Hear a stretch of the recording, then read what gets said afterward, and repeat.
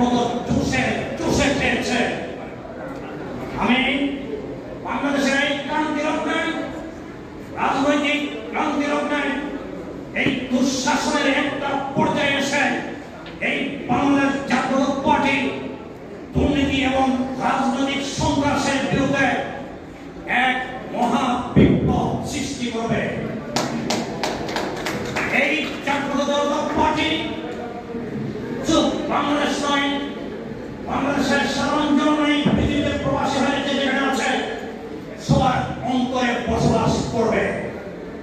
এই জাতীয় পার্টি যারা শীর্ষ পর্যায়ে নেতৃবৃন্দ আছেন তারা সেভাবে এই জাতীয় পার্টিকে বাংলাদেশের